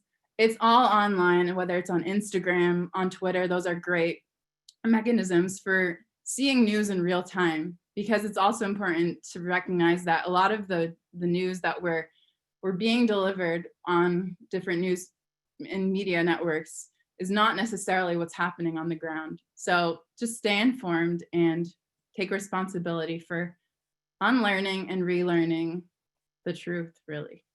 Thank you. Thank you so much. I just wanted to ask if there are any last comments from our three panelists, and then we'll have His Grace make final comments and take it back to Ara as our organizer for a closing.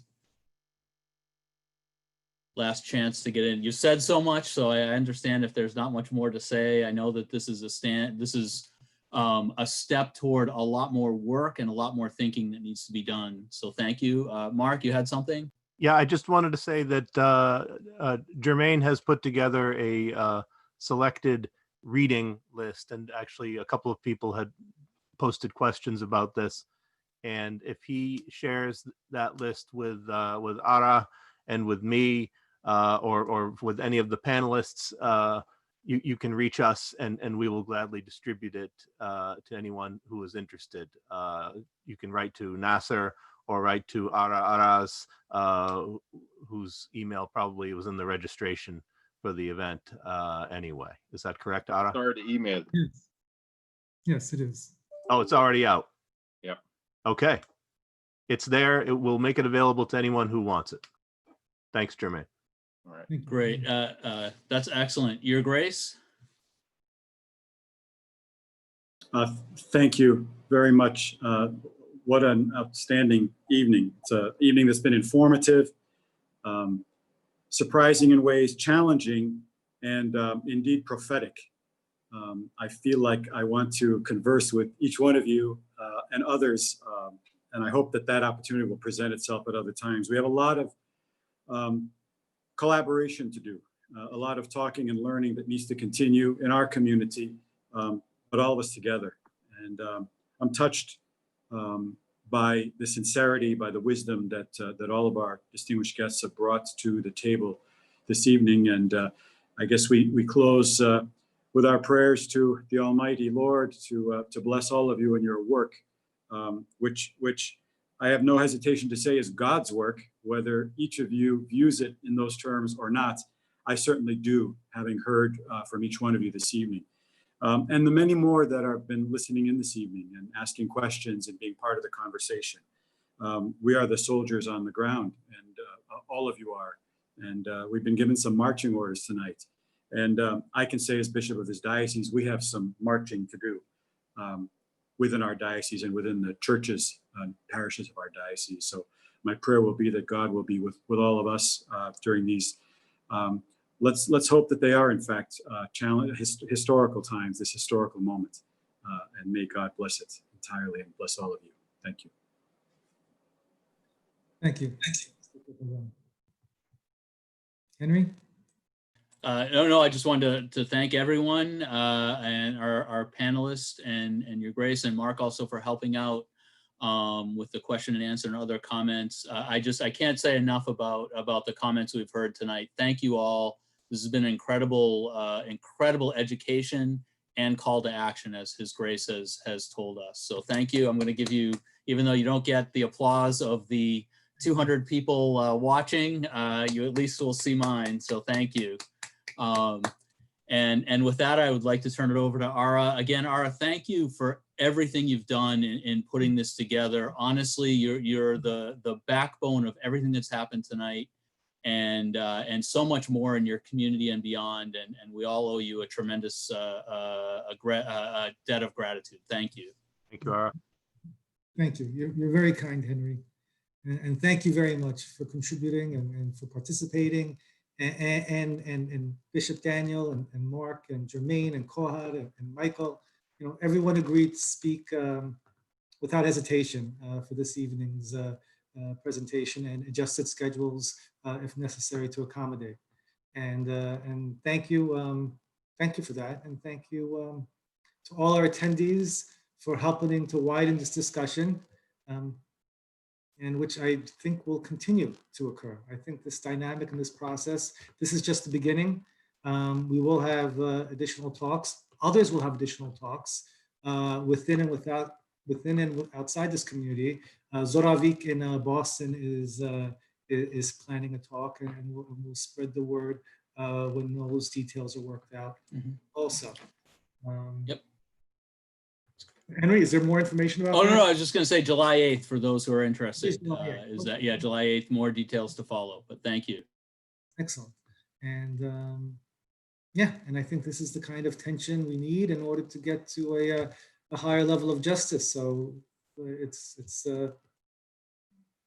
these are the steps we have to take. Also, with regard to concrete steps, I've been receiving emails from Amnesty International. They are supporting the initiative in the Senate, which is under the Justice and Policing Act of 2020. So people can Google Amnesty and also support that. And we'll move forward, I guess, with increased solidarity. I think the Armenians have always been aware. Historically, the Armenians have been aware, and Mark and I had this discussion, by the way. I mean, because I happen to have a book of Uncle Tom's Cabin in Armenian, and it's the 1906 edition. And there was also an edition from the 1850s. So within years after Harriet Beecher Stowe wrote it, Armenians, Mukhtarist monks, found it important to translate and to share with the Armenian world. So we'll return to that increased inclusiveness and the solidarity it represents. And thank you, everyone. Thank you. Everyone, good night. Take care.